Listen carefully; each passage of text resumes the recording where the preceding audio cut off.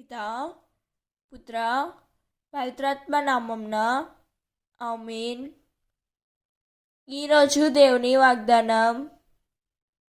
మరునాడు యేసు తన యొద్దకు వచ్చుటను చూచి యోహాను, ఇదిగో లోక పాపములను పరిహరించు దేవుని గొర్రెపిల్ల.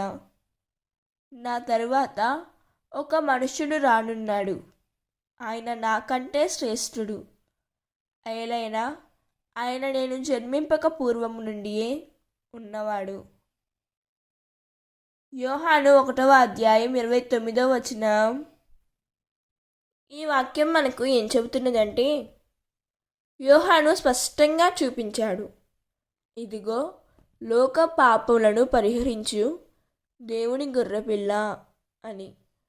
కానీ ఈ లోకంలో చర్చిలలో కూడా గొర్రెపిల్ల కంటే మనుషులే పెద్దవారైపోతున్నారు.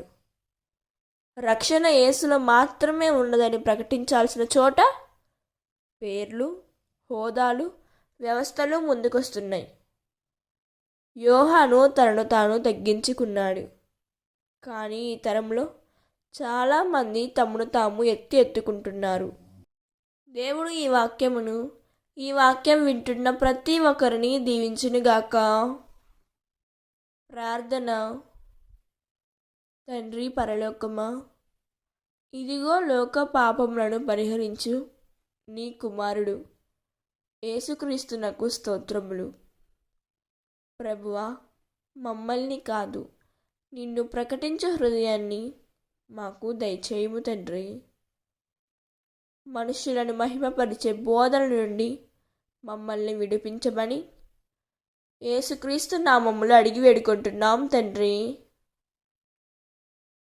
ఆమేన్. God bless you.